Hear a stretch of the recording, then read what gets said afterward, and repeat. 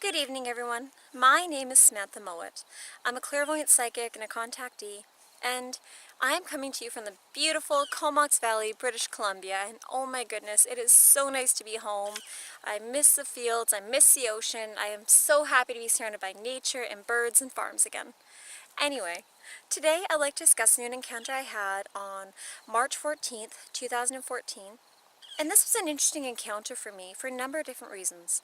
The first of which, during this encounter, well, for those of you who are well aware of how contact works, you may have come across things such as extraterrestrial and multidimensional beings giving you indications about future possibilities and possible timelines and things of that nature. And for me, that is what happened on that day.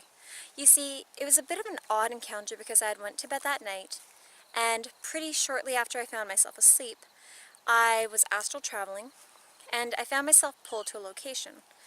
And as I walked from my vehicle, and I walked in towards this building, I felt like I was going to a UFO conference or something like that, one where I was just attending, not speaking or anything along those lines, pardon me, looking at nature, saying nature. And as that was happening, my guides stopped me in this encounter, and they said, "No, go to your vehicle. You're not allowed to be here right now."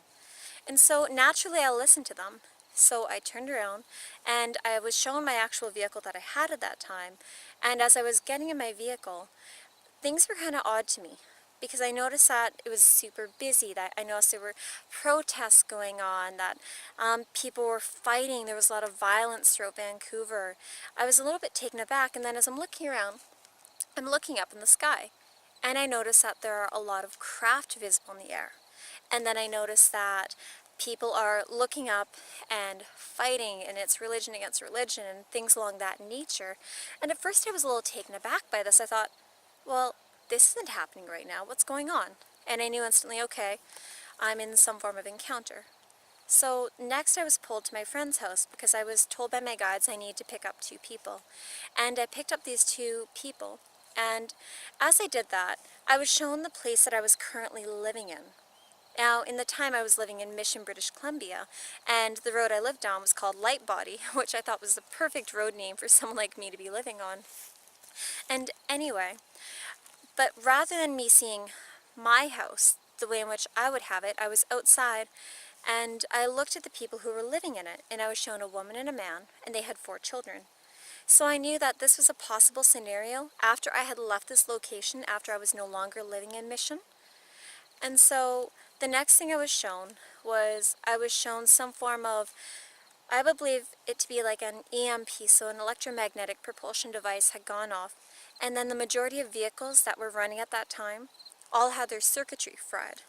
And people were now panicking. There were cars all over the place, and as I was driving, the 2 people that were sitting in the back of my vehicle, they felt very nervous and very scared. And my guide said to me, "You need to get out of the city, you need to head north." And so I left Vancouver, and it was quite dark in the encounter. It was like, think 10 o'clock at night, midnight, very dark out. And as I was driving out of Van, past Hope, in towards the Okanagan. I knew I had to go north, and which is funny because I now live quite north in BC. So as I was driving this, I was in about the Okanagan, and it looked like quite mountainy, but rather than being sharp, pointy mountains like you would have if you're, let's say, at the Rockies, it was more like those gentle sloping type mountainous hills, things of that nature. And then all of a sudden, I felt the presence of multiple craft in the air. You could feel the vibrational change. You could feel the way the air was suddenly more alive, and as though it was pulsating. It had that vibrancy to it, that life essence. And here I was being a little bit silly. I'm driving, and I'm looking up going, "Hey, where are you? Where are you? I can feel you, but I don't see you." And then I was able to better pinpoint the energetic signature and where it was coming from. And so I'm driving along the highway, and I'm driving straight, and the highway was completely dead in this encounter. And the next thing I noticed, there were 2 mountain peaks that were going like this, and the road was going in between the 2. And so the next thing that happened was I started to see this ring of, it almost looked like really bright stars. If you think of what Polaris, the North Star, looks like when it's super, super bright and on a very clear night, something along those lines. And it looked like they were very big, like 2 or 3 times the normal size of Polaris. So here they were coming out from the mountain. They were coming up and they were forming a circle, and it looked like there were multiple of them. If I'm not mistaken, there was more than half a dozen, I think 8 or 10 or something along those lines. And they started to form a circle. And when they formed a circle, all of these little craft that had appeared as stars suddenly changed from being little stars in towards being individual craft that were black with little red and I believe white lights on the bottom. I'd have to refer back to my diary to see exactly what I had sketched out. And then once they had all formed a circle, they fused together to being one large craft. And this is quite interesting because the moment it formed into that large craft, the craft was over top of my vehicle, and myself and the 2 other passengers were now suddenly taken on board craft. I have no idea what happened to my vehicle. That was no longer relevant to me. I found myself in not a loading bay, but something along those lines, something quite similar to where people are picked up and suddenly placed in craft. And as I looked around, there were a lot of people with me. And there were people in suits, there were people in very casual clothing. They ranged in all ages from small children up to elderly type people. And the thing that really kind of caught my eye about this is as soon as I saw these people, there was an instant sense of familiarity and recognition. Although I had not seen any of the others except for the 2 passengers that were with me in my waking life, I was able to recognize the energetic signature coming off of these people and the way in which their energy was being emitted from. It was not only familiar, but had a sense of family, or at least a past life type energy, things of that nature. The next part was actually pretty interesting because as soon as we were all right there and in that same room, we shapeshifted. We went from being in our human bodies to suddenly finding ourselves in more of a tan extraterrestrial body, very similar to my little tan guy, similar to the ones that Spaced Out Radio Dave Scott and I had seen in the woods, beings of that nature. So quite tall, quite tan, very thin bodies, almost like a variety of gray, but very, very different in the sense that they don't have the energy that the grays have. They're just a similar physique is probably the best way in which I'm able to describe it. Now I remember thinking as soon as this happened, oh my goodness, that feels so much better. I'm not in that uncomfortable human body. I forgot how uncomfortable it was being a human. I forgot how just out of sorts I felt in that body. So that was fine. Now, this encounter shifted because a while later, I found my energy was a little bit different. I suddenly found myself in a different room, and I was no longer with the 2 companions I had in the vehicle. Rather, I found myself in a room like one of the bathrooms that is actually located at one of my parents' homes. And while I'm in this bathroom, I'm there with one of the other women who came on board craft that was in her human body and in the same loading area that I was in. And while she was getting ready to go back into her human body, I remember hugging Danny saying, I don't want to go. I shouldn't have to go. You forget how hard it is being there. You don't realize how angry everyone is, how uncomfortable it is, how lonely it is.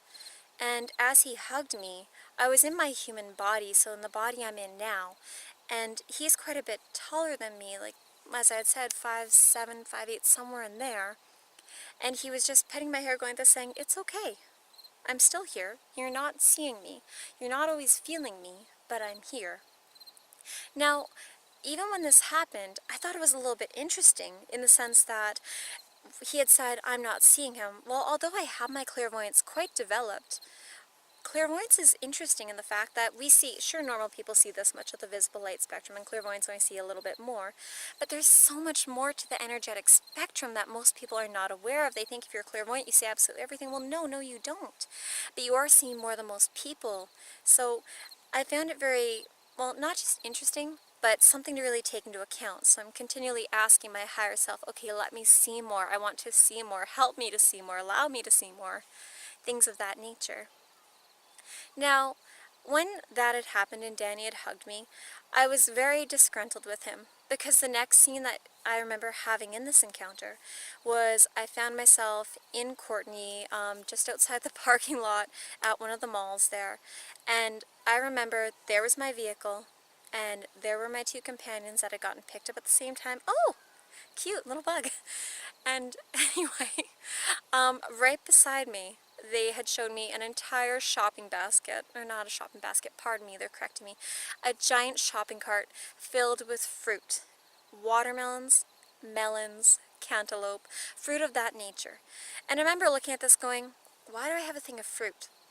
And they said to me, and now at the time they were no longer with me, they were on craft and here I was back on Earth, they said, you will always have food, you will always have water. Things are going to become difficult, but we will always make sure you're taken care of. I remember looking at it going, okay, that's wonderful, I'm so grateful for that. But at the same time I thought, oh, I hate melon. I don't like any form of melon, not cantaloupe, not watermelon, none of it. It's just not a food I normally enjoy eating. And I asked them later, okay, well, why did you give me those foods?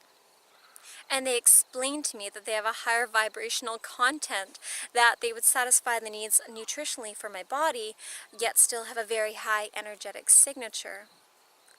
Well, I would like to continue walking my dog and enjoying this beautiful sunset, but I hope you have a wonderful night. Peace, love, and light. Take care. Bye. Reminded me that I forgot one thing as soon as I turned off the camera.